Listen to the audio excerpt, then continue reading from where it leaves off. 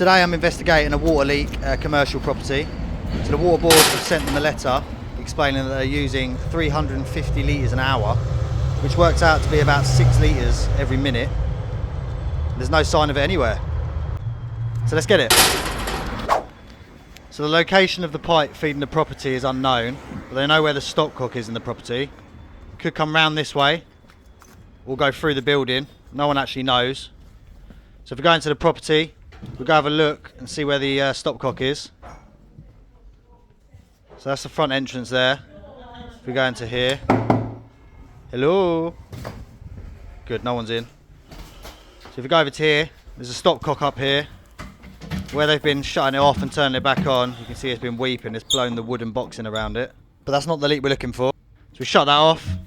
Then we quickly run round to the meter, see what's going on there. It's still spinning.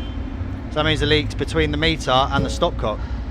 So the only places in the property that are mains fed is the tank that's upstairs in the loft, which feeds the hot and the cold water in the bathrooms, and this kitchen sink. As you can see, the water's switched off now, so we'll let that drain off. Make sure it's definitely isolated. There's also a basement down here as well. The only pipe work down here is for the heating and the boiler. There is a cold feed that has been fitted recently apparently. Good old push fit Pete. Run it across here, looped it up there, and connected it up to the mains up there somewhere. It's not too pretty. Can you have a look in here? Nope, that's just files. It's none of my business. So go back upstairs. So it took a lot of equipment and a lot of time to locate where the pipe's running. It was originally believed to run under this ramp and stairs and go through the building to the back. But we located it running around the side. So this is where the pipe enters the building.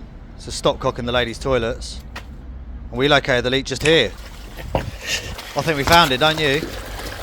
As you can see, all the water's draining off with this shingle around the drains and then just draining into the earth. So we quickly turn the water off. Let's see if you can spot the leak.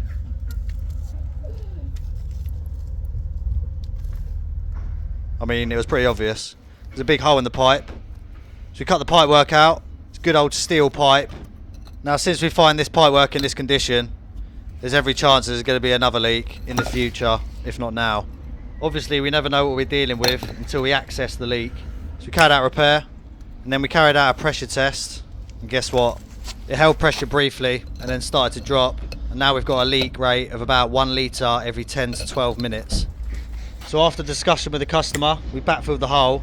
And we've agreed, because of what we found, we've decided to replace the pipework rather than carry on chasing the leaks.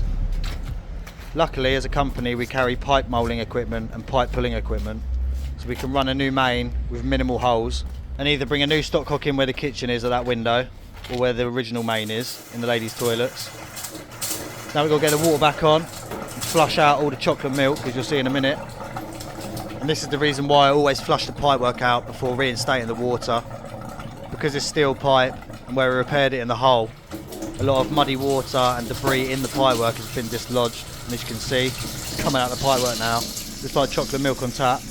And yes, I cleaned the trap under the sink of all the debris that fed out the pipe. Hopefully things get moving quickly so we can come back and use the moulding equipment. Job's a good one. If you have a leak, let's get it.